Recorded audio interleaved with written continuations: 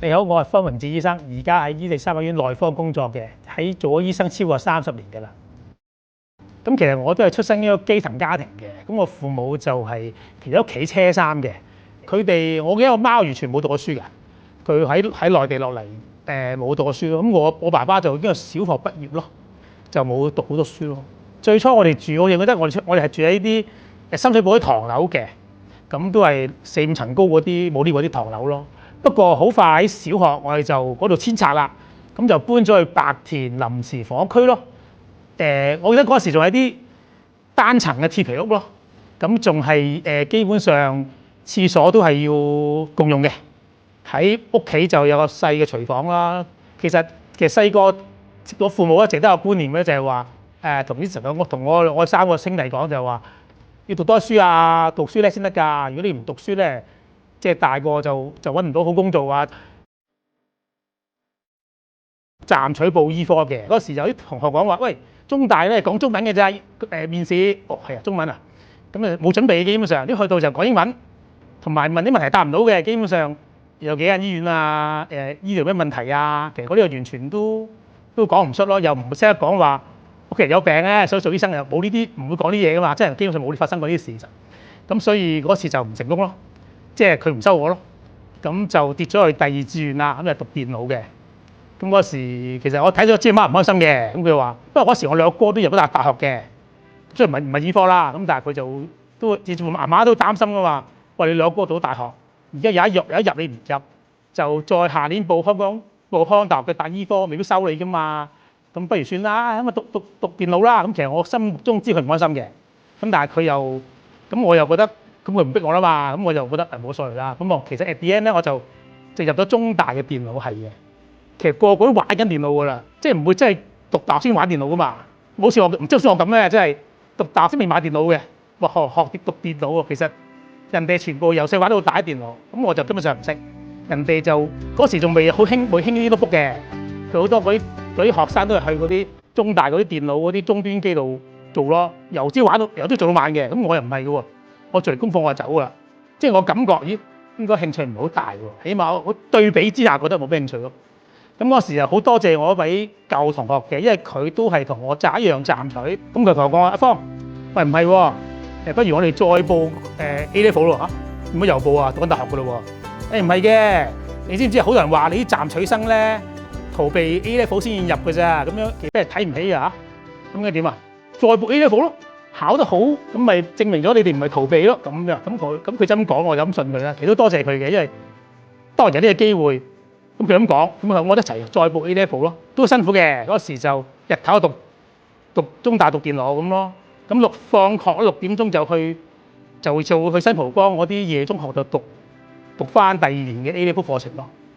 咁就1年過去咗啦，咁好彩，咁都考得好嘅成績嘅，即係都2 A1 2 A2啦。咁嗰時都發覺既然電腦唔係興趣啦，再尊重個媽媽意願咯，咁咪呢次報醫科咯，知道個興趣唔係喺啲機器度，都已經喺人度嘅，咁所以嗰次就順利就收咗我咯，咁所以就先至入咗醫學院。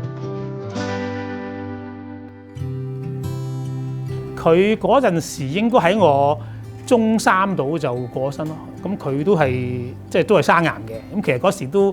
我媽都講啊，都話我哋啲真係知識唔夠咯。其實我爸爸嗰時我聽佢講，佢都話其實佢應該都屙血咗段時間㗎啦。咁但係佢都冇理咯。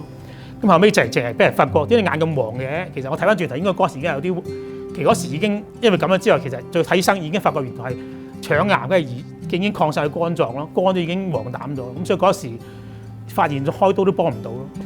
我會覺得係。都真係知識改變命運嘅，同埋當日都有向民政府借錢啦。其實我覺得香港嘅好處就係基層同基層嘅市民，其實即係雖然我會覺得，如果你窮，你可能輸在起跑線，咁但係香港始終都係有平等就教育機會嘅，你唔會冇錢讀唔到書嘅。即係政府真係會借錢俾我嘅，我有借錢俾我㗎，借錢俾我讀書。咁同埋你讀得叻嘅會有獎學金。咁所以我覺得香港呢度係一個教育制度嗰度，即係我會覺得。你冇人培養你，或者你冇得話有啲咩課外活動嚟 build up 你 CV 冇，咁但係問題，如果你讀得到書，政府係唔會，你唔會因為冇錢讀唔到書咯。咁我覺得香港呢方面都係做得幾好嘅。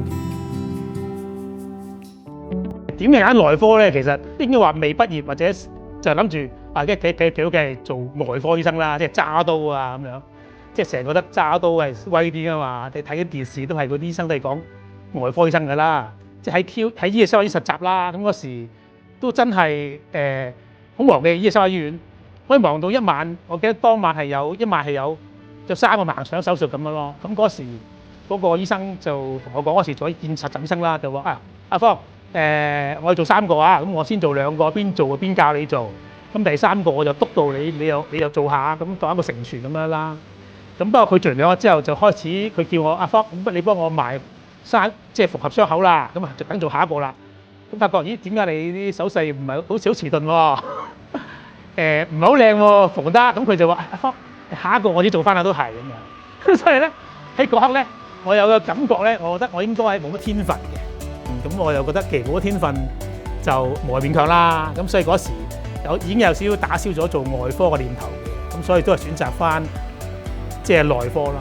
咁選擇內科咁就覺得可能嗰時覺得自己都記性幾好喎，讀咁多書記得好清楚，覺得可能資訊吸收好啲，記得好嗰頭咧。其實內科係要分析好多資訊，分析好多啲病歷啊，或者啲文獻啊。其實咧即係唔係靠咁多隻手，係靠用腦咧，我覺得係適合啲咯。咁所以就嗰時就選擇內科咯。